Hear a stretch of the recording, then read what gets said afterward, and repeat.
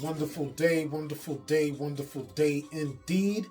This is your neighborhood sensei Fouché, and I always begin my shows by first strongly suggesting, because a lot of folks don't like being told what to do, true indeed. So moving forward, I most emphatically implore to all of you beautiful, wonderful, self-loving, worthy individuals to stay woke. But in the process, you know what I'm saying, never get all stressed out, you know. Take any and all meditative practices and procedures to relax.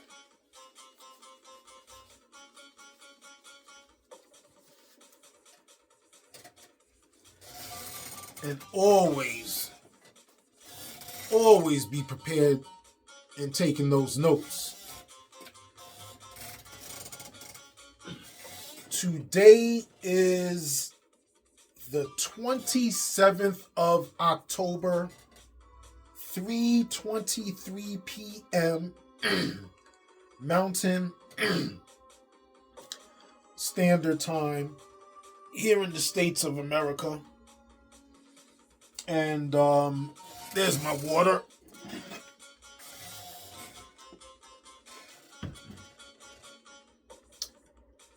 You have to pardon me for being slightly delayed in putting this last remaining information to the remainder of this fantastic novel that we've been covering in this last part of this chapter 10, which finalizes this book.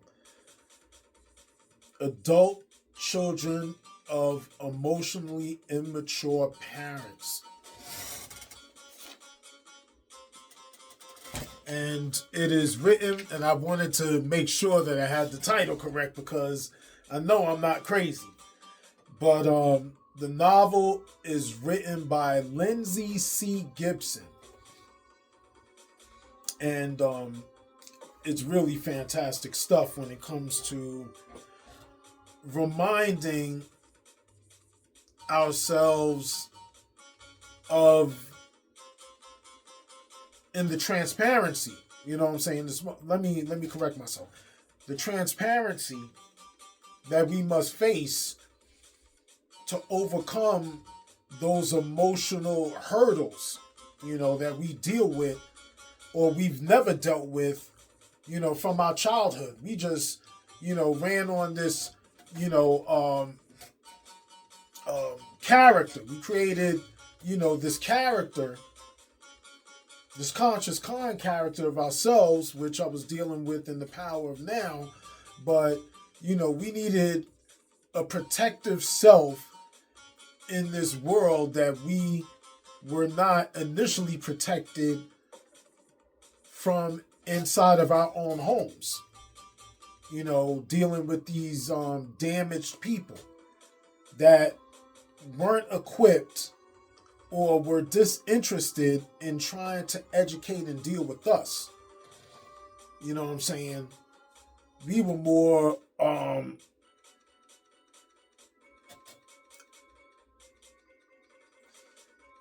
something that you know, inconvenience that you know that you had to deal with, you know, from a legal standpoint. You know, that's how I just felt about it.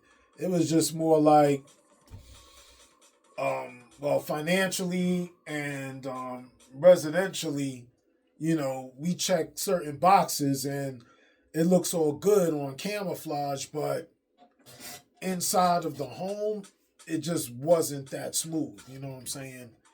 But we have a whole lot more to come. And I was stating, you know, my apologies for taking a minute. And I really have been working on getting a whole lot more efficient rest. I mean, I've been cranking out these podcast episodes. Initially it started with absorbing and learning and embracing all of this information and material. Then the creative process of, coming up with, the logos and organizing the channel and, just getting all the jump start, the tools to be able to create the clips and loading up the clips, organizing all of that within YouTube and starting to transition into sharing, on Facebook and Instagram. And there's just so much, along with having the fun aspect of creating music, using lyrics, with the Sensei Fouché. And I'm still working right now. I just completed the second LP, the follow-up to Patient XY1973330311, and the follow-up is called Introducing. And that one is going to be released on March 3rd, 2026. So look out for that Introducing LP. And we will have a single. There will be a single coming out, I want to say the 20th of January. I want to have it drop 1 year from the inauguration of the current POTUS here. And so look out for that. Propaganda Promises. And the BW bonus song is One Crew. So, there's a lot of work.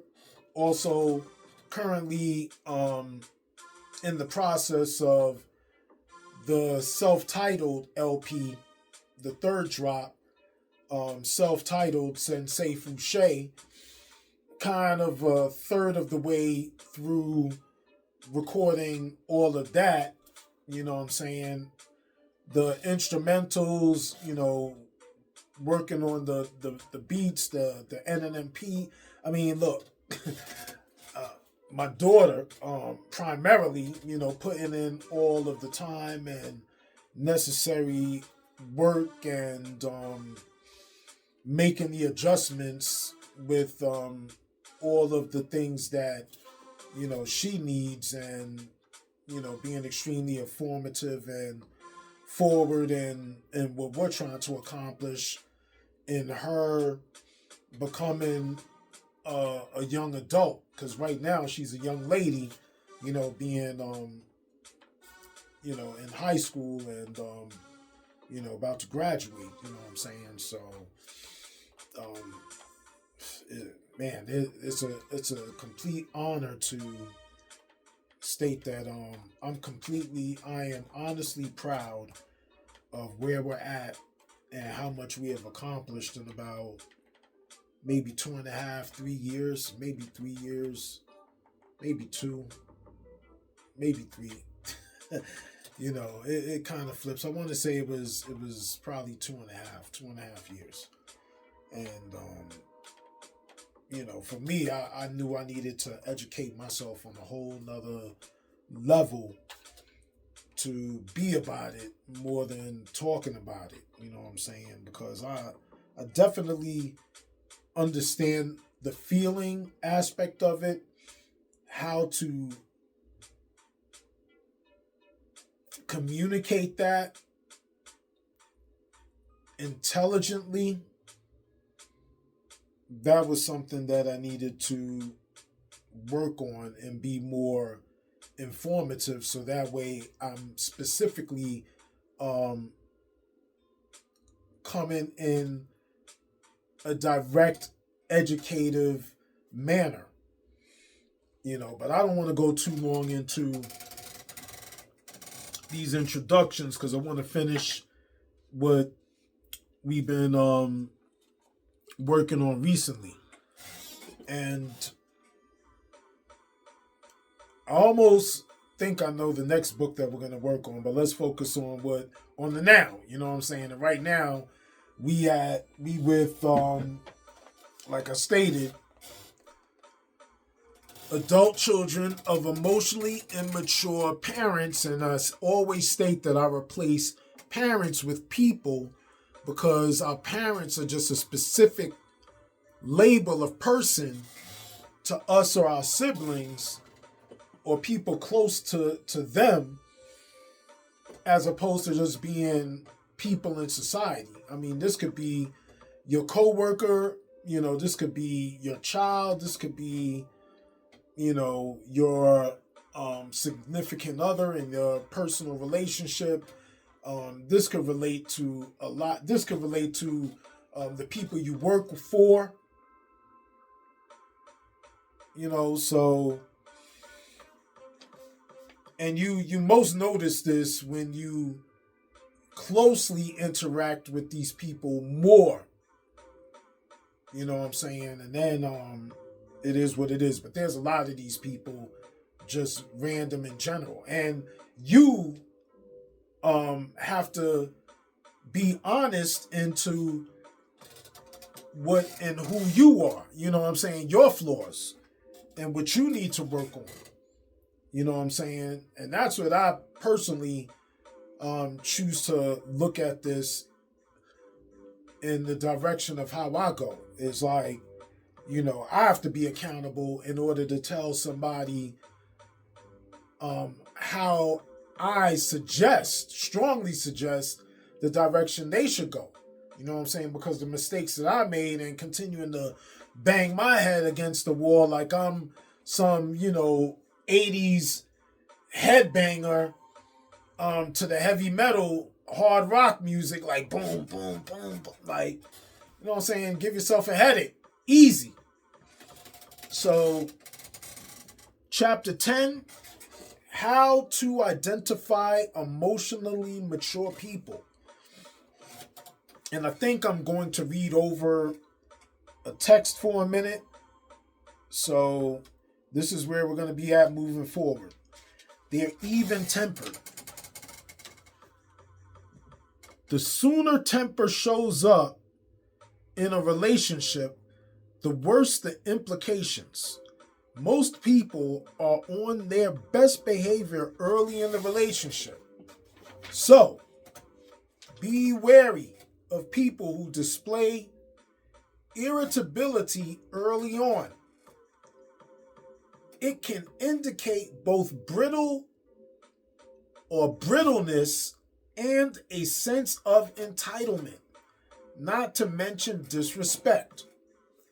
People who have a short fuse and expect that life should go according to their wishes don't make for good company. Like you have to deal with people that are truly in a state of compromise, and being able to have conversations into agreement. You know what I'm saying? Especially when you're dealing with the closeness of relation and have to, be extremely interrelative with them. You want to be able to have discussions and compromise, how you're going to correlate, within the closest of necessary agreement or arrangement.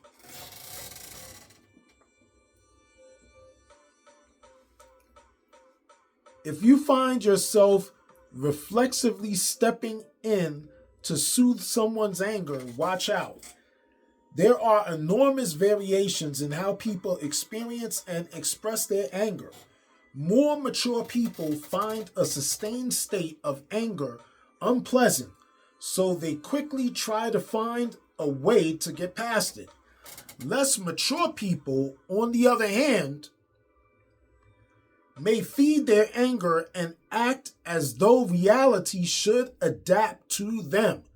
With the latter, be aware that their sense of entitlement may one day place you in the crosshairs of their anger. People who show anger by withdrawing love are particularly pernicious. The outcome of such behavior is that nothing gets solved and the other person just feels punished. And I know I read this from the end of the last conversation because of that word pernicious. So look up pernicious. I'm going to spell it. If you heard the last conversation, then you should know the definition of pernicious. Pernicious.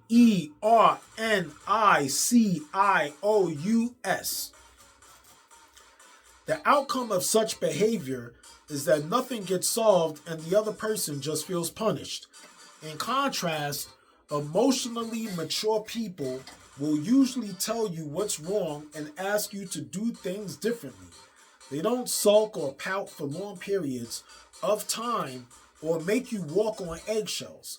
Ultimately, they're willing to take the initiative to bring conflict to a close, rather than giving you the silent treatment.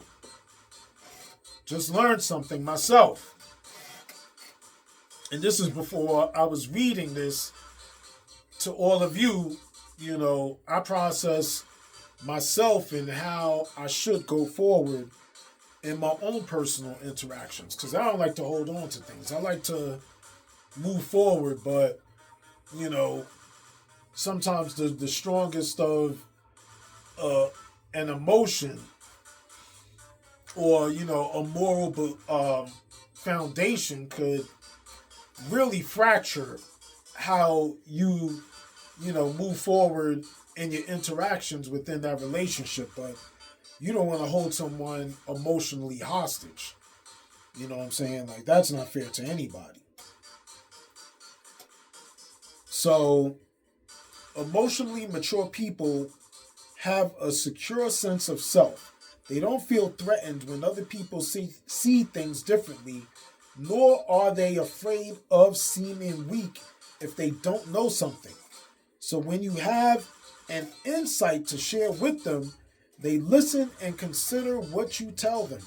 They may not agree, but thanks to their natural curiosity, they'll try to understand your point of view. And that's just all approach and how you approach conversations. Men are especially prone to rejecting a partner's input since they're socialized to be self-assured and to resist undue influence. And that's a societal thing where we have this male-dominated mind state or this mind thinking where women are supposed to follow men, and women aren't on an equal level of respect. And I'm not going to go into this whole political thing, but anyone that knows me knows that I'm not about trying to have any kind of gender or prejudice or bias. You know what I'm saying? Based on, your merit and, your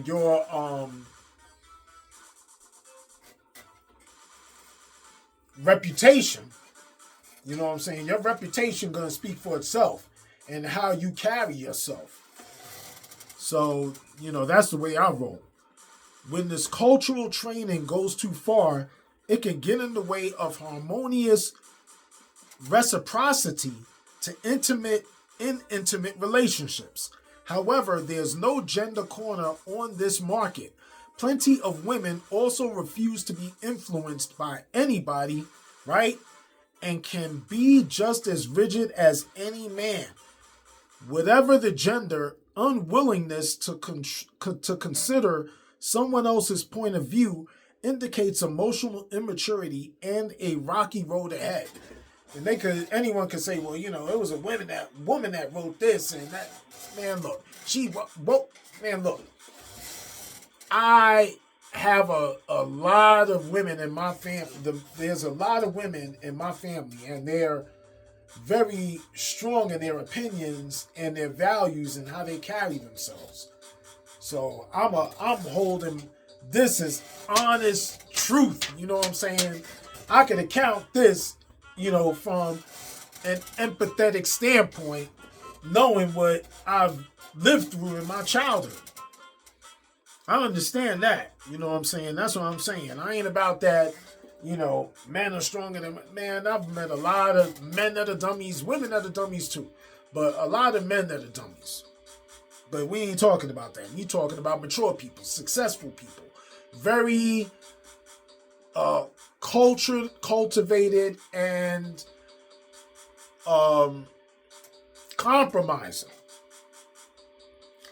Telling the truth is the basis of trust and a sign of a person's level of integrity.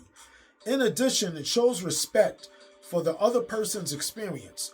Emotionally mature people understand why you're upset if they lie or give a false impression. Telling the absolute truth can be hard for all of us at times. And I know that, you know what I'm saying? And I'm always going to hold people for being honest, and it's hard for people to be honest because, it's scary to know of how someone is going to react or feel about you after, you come forward. And I had to do it myself. And that's why I know it's very therapeutic to be able to be honest.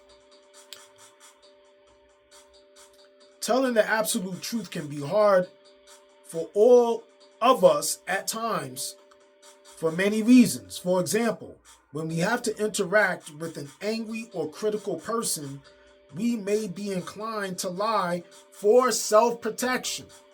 You're embarrassed. But you can count on an emotionally mature person to be genuine and forthcoming when honesty really counts. Respect honesty. If you honest and upfront, we don't like the fact that you did it, but, if you honest and accountable, then, that to me shows integrity. Emotionally mature people want to be responsible for their own behavior and are willing to apologize when needed. This kind of basic respect and reciprocity mends injured trust and hurt feelings and helps maintain good relationships. Although emotionally immature people may also offer apologies, these are often nothing more than lip service, designed to placate others without a real intent to change. They just running game, as we say. Such apologies have no heart in them and typically feel more like an evasion than relationship repair. Running game, again. People who are sincere, on the other hand, won't just apologize. They'll also make clear, they'll be able to explain what they did wrong, right? About how they intend to do things differently. When you tell people that they've hurt or disappointed you, observe their response. Like really, truly dig in. If you really listen to how a person explains themselves or chooses not to, that's going to say a lot in either direction. And the choice words that they choose to use or don't use. Do they just defend themselves or do they try to change? Do they apologize just to appease you or do they understand and care about what you felt? Empathy, and I know we ain't going to talk about that. Empathy is what makes people feel safe in relationships. Along with self-awareness, it's the soul of emotional intelligence. And anybody that doesn't understand empathy, it is a real word. Look it up. Anybody that's broke, struggling, ain't got no money. How many different people go through that? How many people dealt with a hard breakup? How many of us have been cheated on by our significant other, girlfriend or whatever in our life? How many of us have lost our jobs because, of the fact that of something unjust.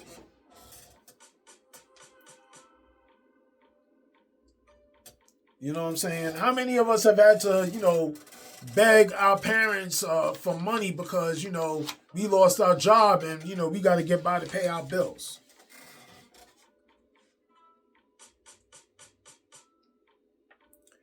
When emotionally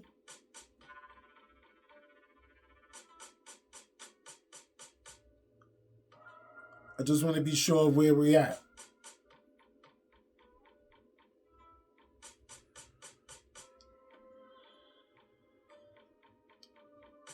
Let me go over. In case I repeat myself, excuse me.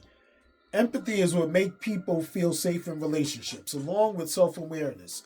It is the soul of emotional intelligence, guiding people towards pro-social behavior and fairness in dealings with others. In contrast, non-empathetic people overlook your feelings and don't seem to imagine your experience or be sensitive to it. It is important to be aware of this because a person who isn't responsive to your feelings won't be emotionally safe when the two of you have any kind of disagreement. When emotionally mature people find you interesting, they show curiosity about you. They enjoy hearing your history and getting to know you. They're very interactive. They also remember things you've told them and are likely to reference that information in future conversations. They've been paying attention. They like your individuality and are intrigued by the ways in which you're different from them. This reflects their desire to really get to know you. Excuse me. Rather than looking for you to mirror them. Emotionally mature people see you positively and keep a mental library of your best qualities. They often reference your strengths and sometimes seem to know you better than you know yourself. In the climate of such interest and acceptance, you'll feel that you can completely be, if I'm right, you can completely, they're missing a word, but I'm going to add it in because I know they meant to put it there. Completely be, right? 87, 88, yeah, completely be yourself and may find yourself telling the other person things you hadn't planned to, or sharing a personal experience that you usually keep to yourself. You'll also notice that the more you share with such people, the more they share with you. That's how true intimacy develops and flourishes. Once they trust you, they'll engage in clear, intimate communication and let you into their inner world. If you've been emotionally neglected in the past, this may be a new, exhilarating experience for you. You'll also discover that when you feel distressed, emotionally mature people don't pull back. They aren't afraid of your emotions and don't tell you that you should feel some other way. They embrace your feelings and like learning about the things you want to tell them. And you will want to tell them things. It's wonderful and validating to find someone who really listens. Emotionally mature, responsive people have an emotional engagement instinct that works smoothly. They like to connect, and they naturally give and receive comfort under stressful conditions.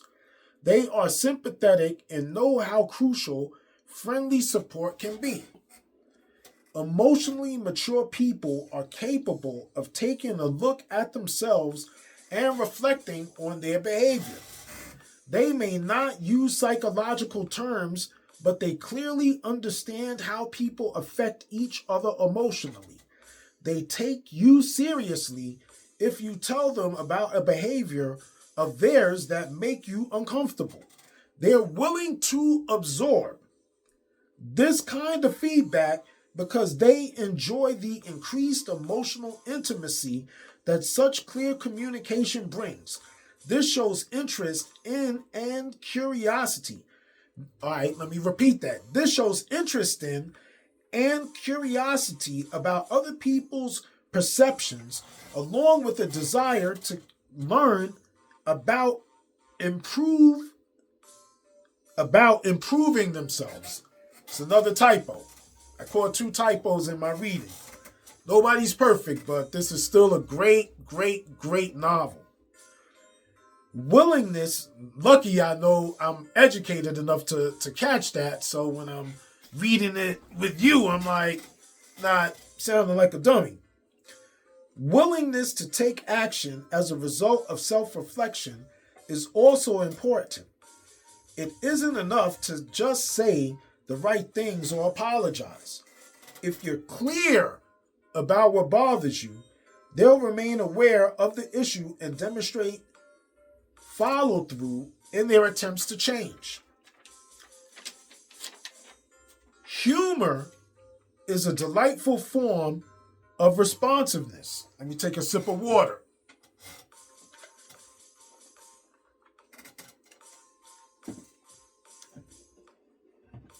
And also a highly adaptive coping mechanism.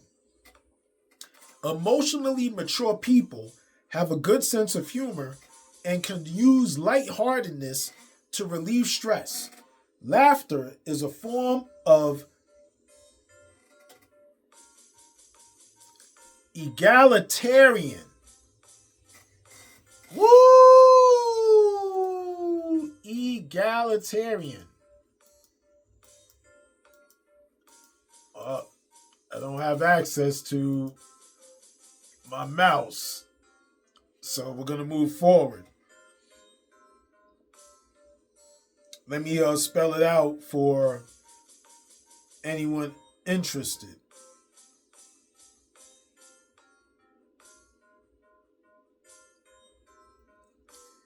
E-G-A-L-I-T-A. Yes. EGALITARIAN.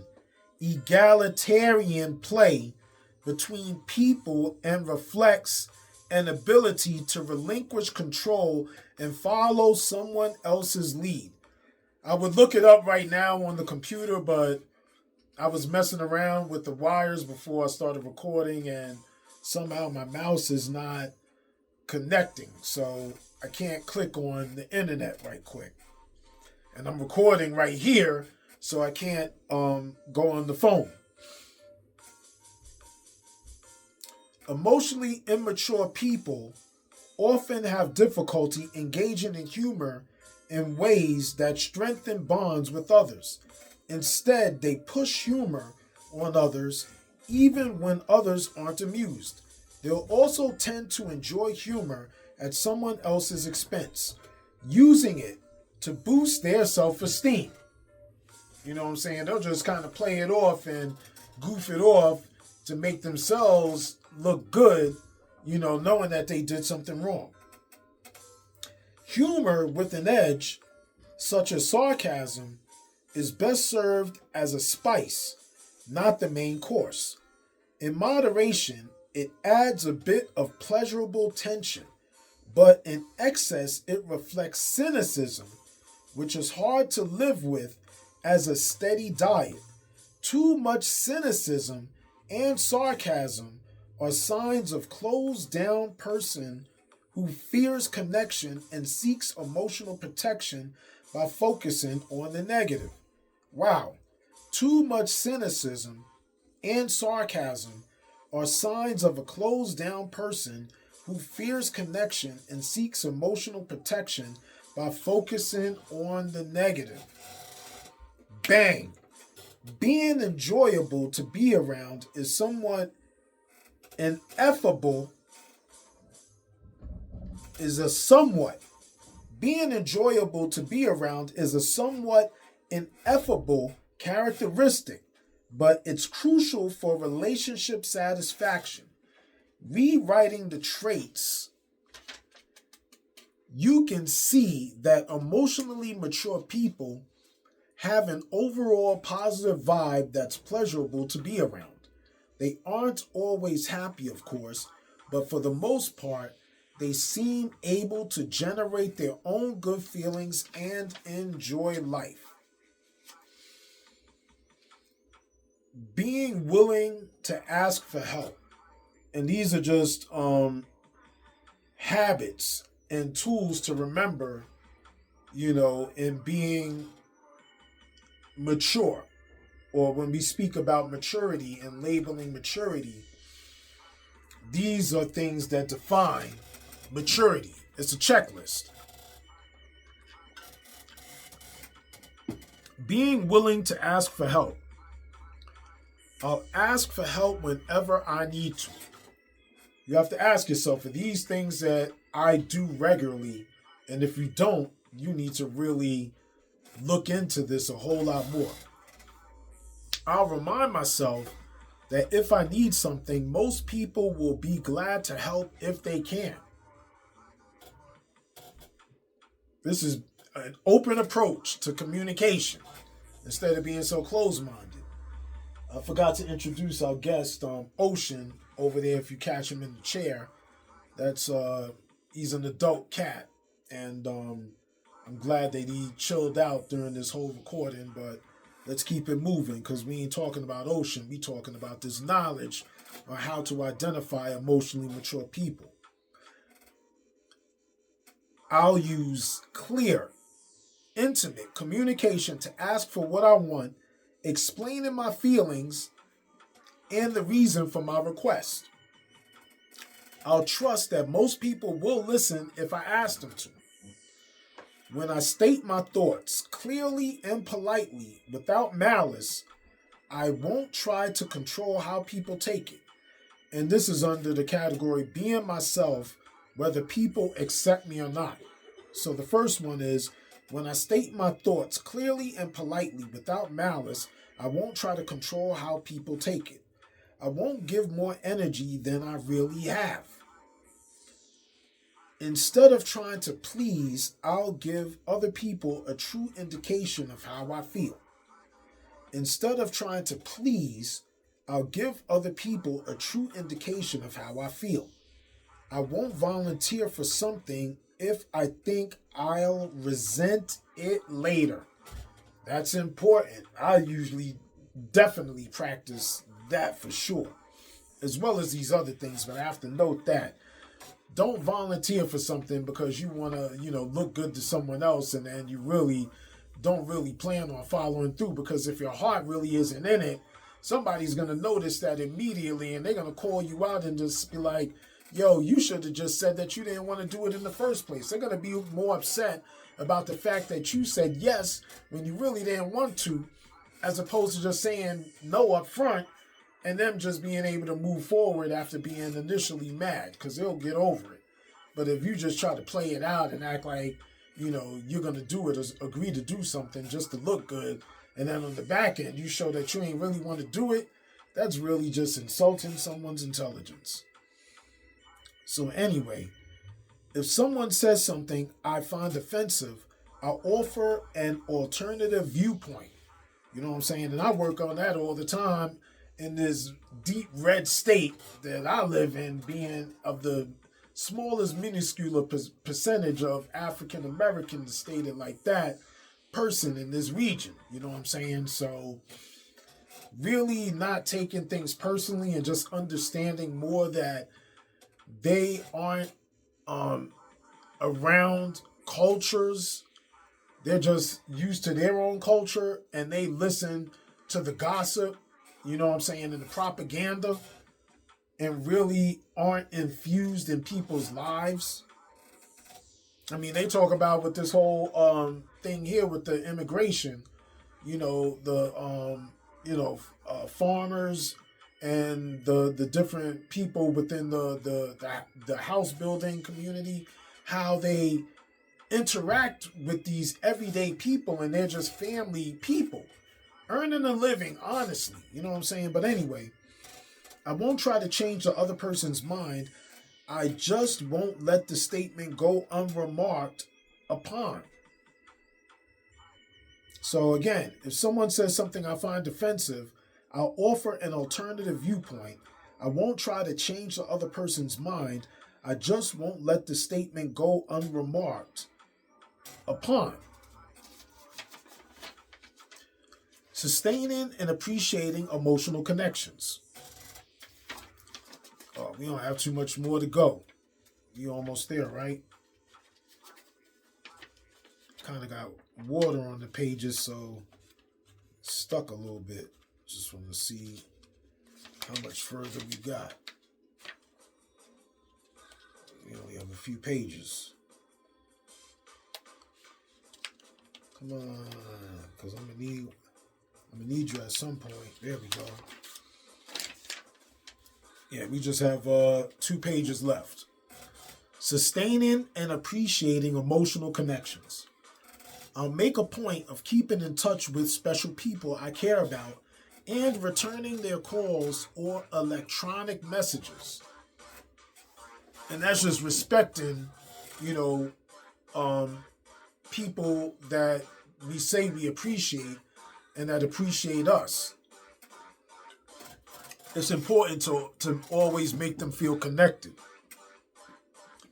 instead of neglected. I'll think of myself as a strong person who deserves to give and receive help from my community of friends. Even when people aren't saying the right thing, I'll tune in whether they're trying to help me. If their effort makes me feel emotionally nurtured, I'll express my gratitude. Regardless of whether I think we cool or not cool, if they help get something accomplished that we both are trying to or need to accomplish together, I'll show my gratitude for them helping us move forward into what we need to accomplish together.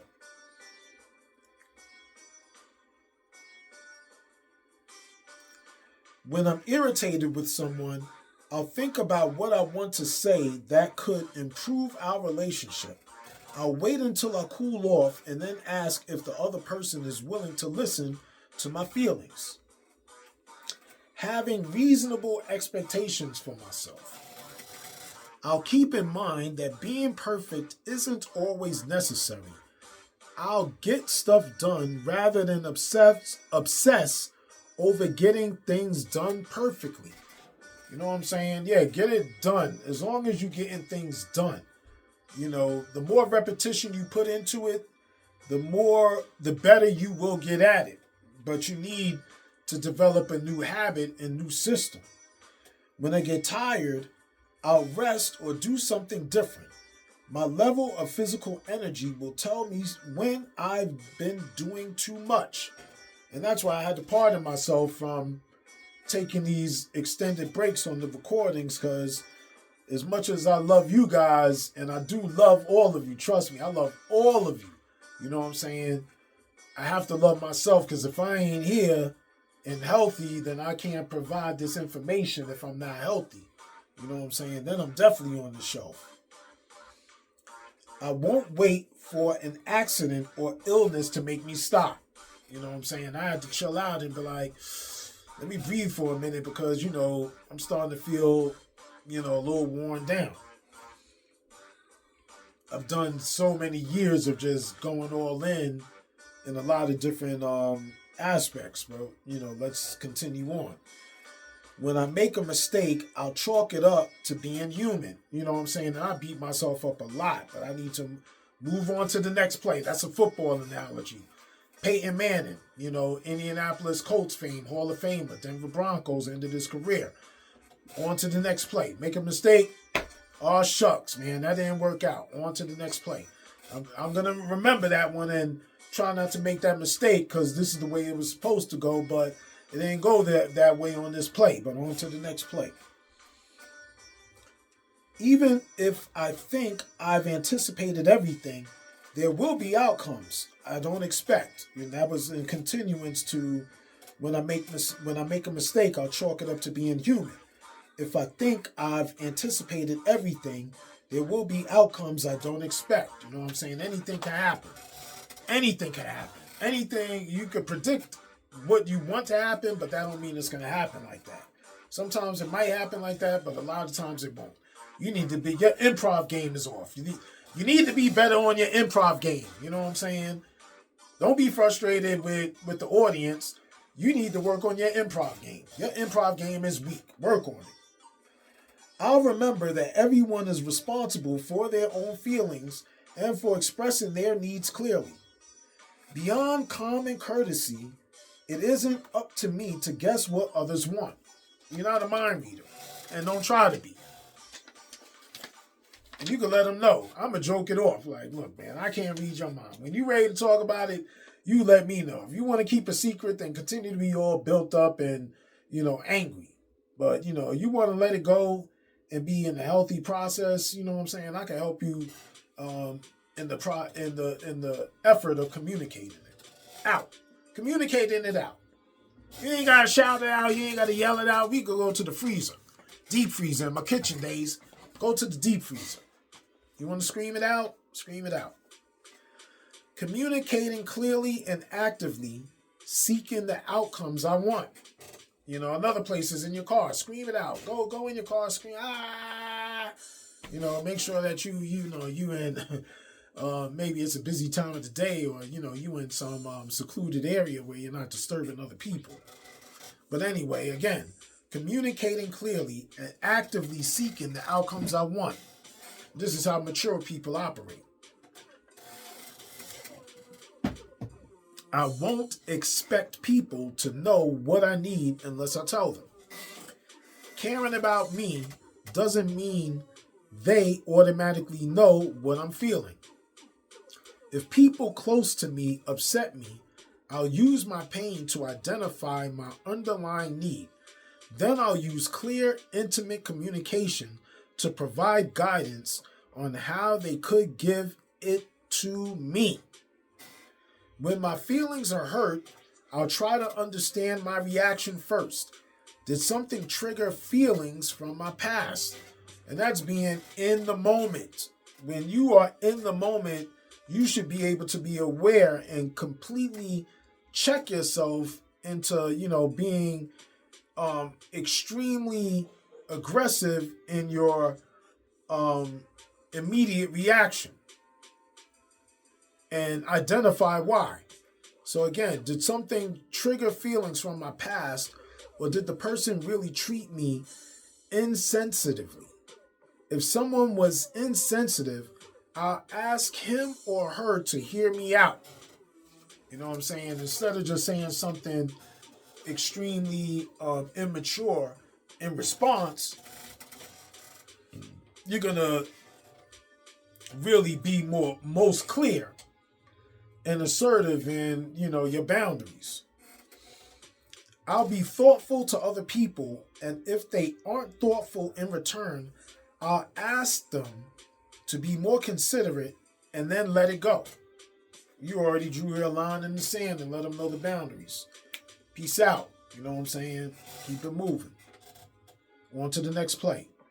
I'll ask for something as many times as it takes to get a clear answer. Don't feel like a dummy. Better to know than not know. You know what I'm saying? And you ain't got to be like,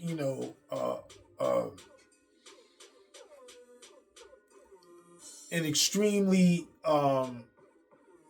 directing nag, but you could be consistent in a respective consistency in your approach until you get a response.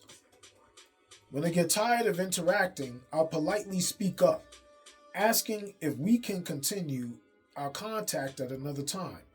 I'll explain kindly that I'm just out of gas at the moment. And then, adding on to before, how I think about it, and don't take it like this, is I ain't no punk. Because if you think that, I'm not going to readdress something that is important for me to know, you just hoping that I'll just let it go. I'm not going to let it go, but I'm going to be, respectful in the process, but I will be very firm and direct. And that's just, when I mean firm, that's just making eye contact and being very calm, but very direct, and let them know, like, I'm serious and I can be direct with you. I'm not afraid to be direct with you, and that doesn't mean threatening. So, all that being said, do you get a sense of how much more energy and lightness you'd feel if most of these statements were true for you? You'd be active and self-expressive in your relationships, treating yourself kindly and expecting to be heard by others. You'd be freeing yourself from emotional loneliness, even if you didn't learn these values and ways of interacting as a child.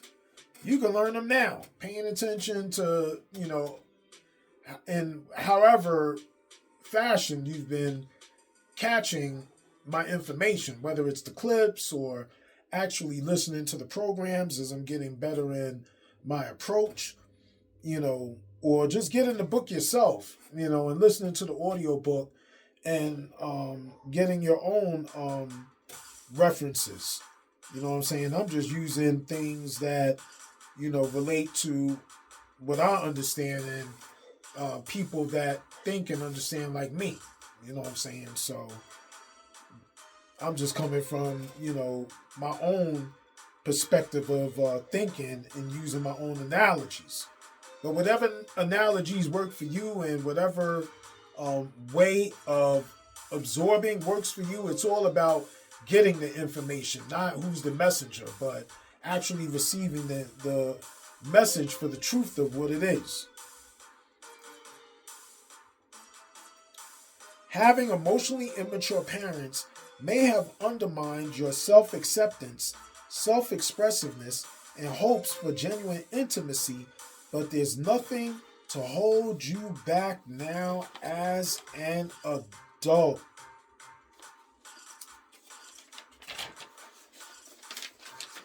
And that is the end. That is the end of us covering this fantastic novel, Emotional Adult Children of Emotionally Immature Parents by Lindsay C. Gibson. Was your parent difficult, immature, or emotionally unavailable? If you grew up with an emotionally immature, unavailable, or selfish parent, you may have lingering feelings of anger, loneliness, betrayal, or abandonment. You may recall your childhood as a time when your emotional needs were not met, when your feelings were dismissed, or when you took on adult levels of responsibility in an effort to compensate for your parents' behavior. These wounds can be healed, and you can move forward in your life. Trust me, I have. As much as I have my emotional moments, I am aware when I am in the moment. And, some things are honestly harder to let go because, they hold the deepest of an emotional connection. And then it's making choices on, how you continue or if you continue those relationships and, the process of healing. But you have to be willing to move forward in order for that process to actually take place. So until our next novel, and I guess you can stay tuned on what it's going to be. I think I have an idea of what we're going to cover next. And I guess we'll find out, you know what I'm saying? But right now we're going to check out. And this is your neighborhood Sensei Fouché.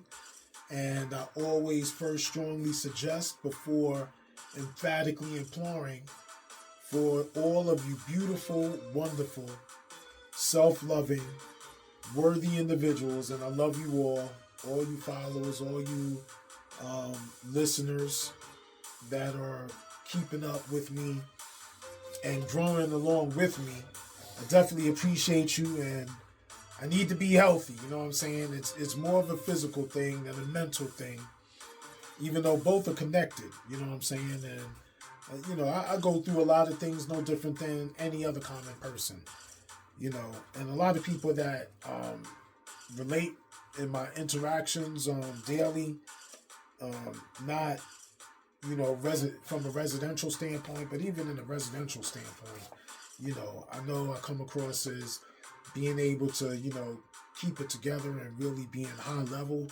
But there's a lot of work that goes into keeping a very functional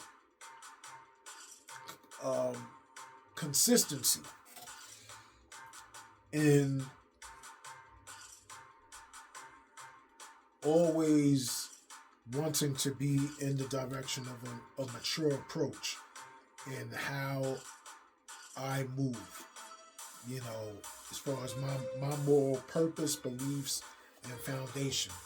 So again, what I'm saying, I thank all you wonderful people, and I'm gonna be back, maybe in a week. Matter of fact, I probably wind up covering the Wee Wag. So don't be surprised if that's up next. You know what I'm saying? We're gonna go into my man Thomas Jefferson. So we're gonna go into a 2-part segment, I'm sure, into breaking down whenever was America great. You know what I'm saying? And I'm American, and I love the people that I've known here, the people that have decided to defend this nation for the rest of us that chose other occupations that keep this system moving, But yeah, there's a lot of things that are being honestly disrespected when it comes to the inclusion of the true history of what America is. You know what I'm saying? You need to be honest in what you've done in order for things to truly move forward and be greater. Talking about make great again. Like, what are we doing? Like, we should be greater than we was yesterday, because yesterday wasn't really that great. You know what I'm saying? Depending on who you talking to. But if you think we trying to go back into, the thing and the way you did things and be agreeable into that, you know what I'm saying? You got another thing coming. And that's not a threat, you know what I'm saying? That's just, a standard statement as far as, being respectful as far as having you understand boundaries. You know what I'm saying? So, again, this is your neighborhood sensei, Fouché, and I am telling all of you to be smooth in unity. One.